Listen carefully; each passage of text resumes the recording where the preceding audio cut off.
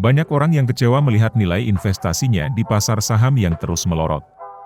Tapi di saat rezim suku bunga The Fed yang tinggi, semua aset investasi memang akan terus melorot. Gejolak di pasar dunia masih terus terjadi. Bagaimana kita sebagai investor bisa menyiasatinya? Berikut ini analisis dan tips dari Irwanti, Investment Director, Schroder Investment Management Indonesia.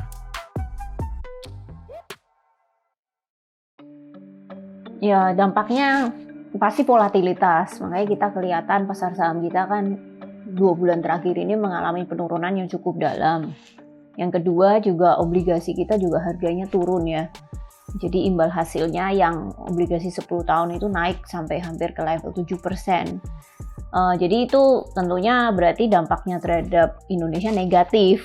Karena kalau enggak ya pasar sahamnya enggak akan seperti ini kan. Bulan September aja kan turunnya juga 2%, Oktober turun 4% ya, cukup dalam itu. Dalam 2 bulan itu return kinerja saham 1 tahun itu year to date hilang, jadi 0. Alasannya apa ya? Sebenarnya purely kebanyakan karena sentimen global sih sebenarnya. Yang pertama tentunya yang paling utama itu rate di Amerika kan tinggi sekali. Karena The Fed-nya terus menaikkan suku bunga. Memang beberapa kali ini meeting ini kan berhenti ya, tapi sebenarnya masih hawkish hingga saat ini.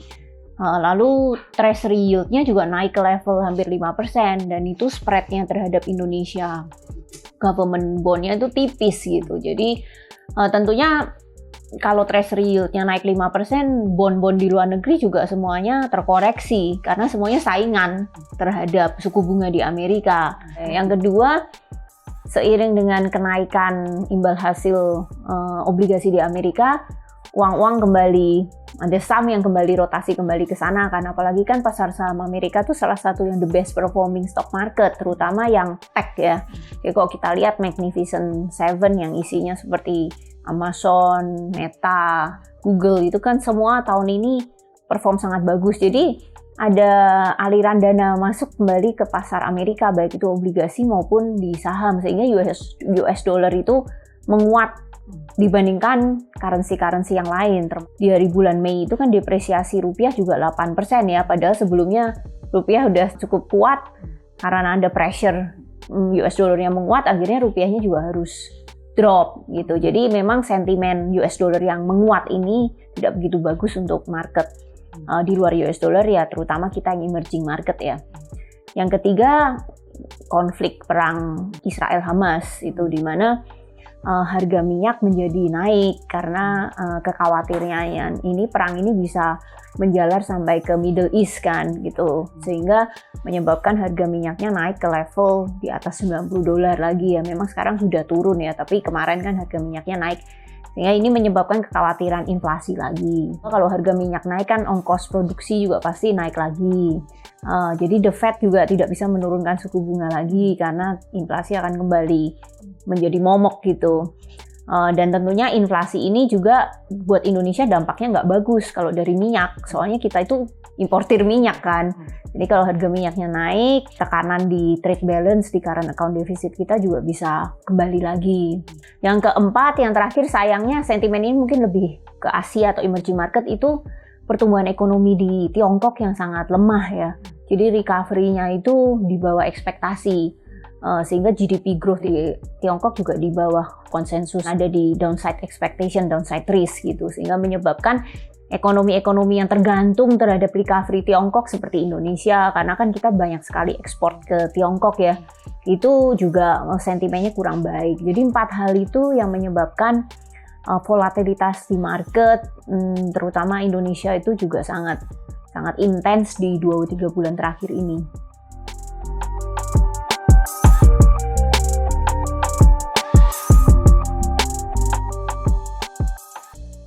Market sih expect-nya 1 kali lagi, tapi ya belum pasti juga ya, karena sebenarnya kalau kita lihat oil price juga sudah mulai turun ke 80 ya, dan kalau kita lihat juga data-data unemployment juga sudah mulai menunjukkan tren melemah. Kenaikan gaji wage growth di US juga tidak sesolid seperti dulu begitu. Jadi ini sudah mulai menunjukkan bahwa labor marketnya itu tidak setight seperti tahun lalu atau di awal tahun ini, sehingga ekonomi indikator di Amerika juga sudah mulai menunjukkan pelemahan gitu, penurunan. Nah, kalau memang mengacu ke hal itu, lalu juga inflasi ekspektasi yang harusnya tidak tinggi lagi, harusnya The Fed sih tidak akan menaikkan suku bunga lagi ya, dan seandainya itu terjadi, justru market kita akan ada upside karena kan ekspektasinya naik sekali lagi, ternyata The Fed tidak menaikkan, jadi itu positif surprise untuk market di luar Amerika.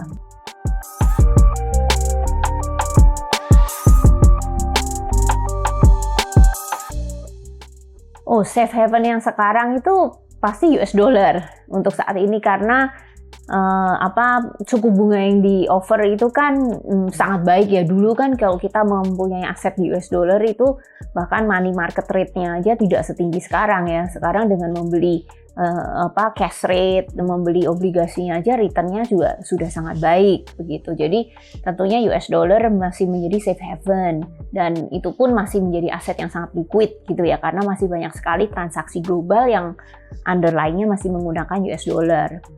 Yang kedua, safe haven tentunya kalau tahun ini yang cukup unik itu pasar Jepang.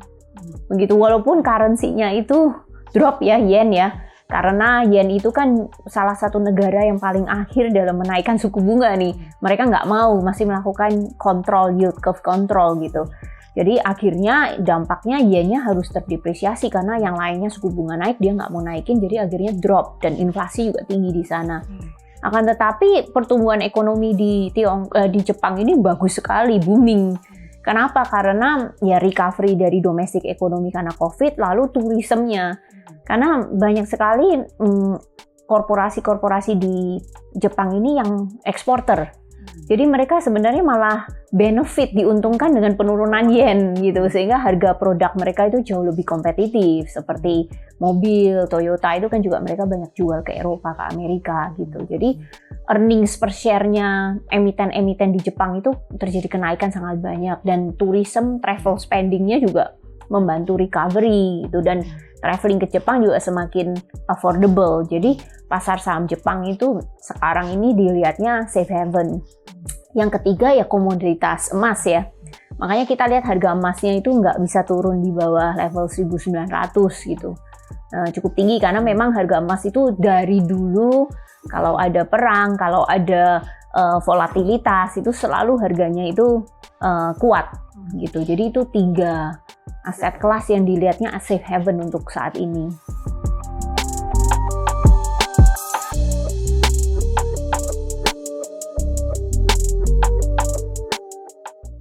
Harusnya tetap ya, karena bagaimanapun kan pemilu itu membutuhkan banyak aktivitas gitu, sehingga dana akan lebih bergulir, lalu seperti campaign activity baju lah, baliho, acara-acara itu kan sebenarnya is a new activity in the economy, sehingga ekonomi akan lebih bergulir gitu, dan dana yang berputar itu juga akan lebih besar seiring aktivitas campaign ini. Kayaknya sekarang memang baru mulai jadi belum kelihatan, tapi mungkin yang membedakan tahun ini campaign periodnya agak short ya, karena ini kan November, Desember, Januari, terus Februari sudah jadi 3 bulan.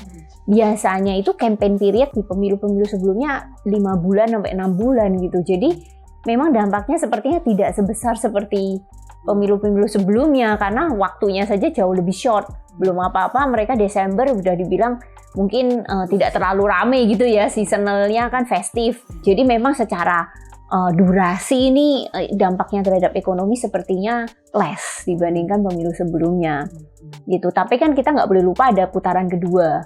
Jadi ya hopefully nanti akan lebih intens lagi di situ ya, karena putaran kedua kan sudah lebih ultimate, lebih pelik gitu ya. Jadi mungkin akan lebih peak spendingnya tuh nanti di awal tahun depan. Sekarang memang belum kelihatan.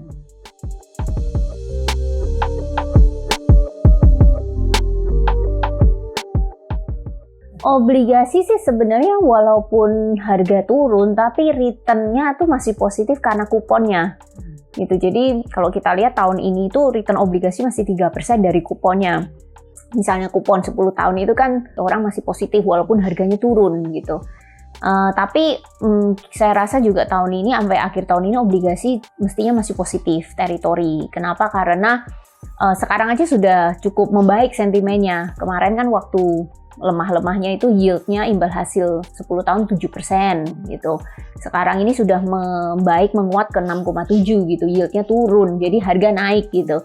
Jadi sudah cukup rebound. Harapannya sih hingga akhir tahun ini tuh reboundnya akan continue, mungkin nggak terlalu cepat, tapi semestinya obligasi outlooknya cukup positif. Kenapa ya? Karena tadi positive surprise kalau The Fed tidak menaikkan suku bunga lagi, dan sepertinya inflasi trajektorinya tuh turun. Jadi otomatis itu akan memberikan sentimen positif terhadap obligasi. Saham itu yang lebih tricky ya, karena memang saham kan volatile dan membutuhkan pertumbuhan ekonomi, dan biasanya di bulan Desember itu perdagangan sudah sepi ya. Foreign investor juga tidak begitu aktif lagi gitu. Akan tetapi tahun ini sebenarnya saham kita itu sudah net outflow sebesar 8 triliun sih. Jadi cukup lumayan lah ya. Ya tadinya inflow, terus sudah outflow selama 2 bulan ini cukup itu, sehingga year to date sudah minus, malah lebih dari habis gitu. Dan kita dibandingkan pasar saham lain, kita juga underperform ya. Misalnya pasar saham di India itu kan tahun ini juga performance-nya baik, valuasi juga lebih mahal. Jadi harusnya sih downside untuk tahun ini sudah cukup limited ya.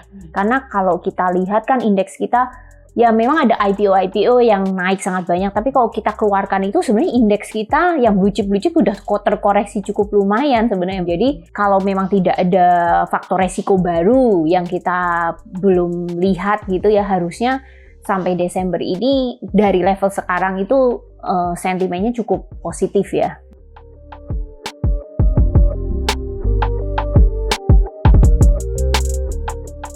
Oke, memang diversifikasi tetap harus ya, karena saat ini itu situasinya cenderung banyak uncertainty gitu. Jadi dan investor harus memanfaatkan suku bunga yang tinggi gitu. Jadi cash level akan lebih baik untuk lebih tinggi dibandingkan sebelumnya, cash level, karena investor bisa mendapatkan imbal hasil yang cukup tinggi dari money market instrumen yang jangka pendek dibandingkan sebelum-sebelumnya kan gitu. Akan tetapi kita juga harus melihat upside ke depan, medium term gitu. Nah kalau kita lihat obligasi itu memberikan upside, mungkin nggak tahun ini tapi tahun depan definitely. Kalau kita lihat upside-nya dari mana, dari suku bunga itu harusnya sekarang sudah puncaknya gitu di The Fed. Kalau The Fed tidak menaikkan lagi tahun depan, ya harusnya tekanan untuk central bank di negara lain juga lebih kecil, bahkan mungkin bisa melakukan penurunan suku bunga. Lalu inflasi juga sudah mulai turun gitu. Kalau kita lihat harga komoditas sudah banyak yang normalize kan, seperti minyak juga kembali turun. Batu bara sekarang juga sudah setengahnya harga sebelumnya kan. Jadi sebenarnya cost inflation itu berkurang gitu, malah mungkin deflasi gitu. Jadi obligasi harusnya just a matter of time kalau memang investor mempunyai outlook ya 3-6 bulan ke depan, itu cukup menarik sebenarnya gitu untuk obligasi. Nah, memang equity akan sulit perform kalau obligasinya belum perform. Karena kan obligasi less volatile dan returnnya sekarang lumayan. Tapi kalau misalnya obligasi sudah kembali perform, yieldnya turun, harusnya sih saham kita akan mengikuti. Tapi itu tentunya akan lebih long term lagi ya. Secara aset alokasi untuk saat ini lebihin porsi cash untuk memanfaatkan suku bunga jangka pendek yang sedang tinggi, lalu mulai masuk ke obligasi. Nanti kalau obligasinya juga sudah baik, dan saham mestinya bisa memberikan upside setelah itu.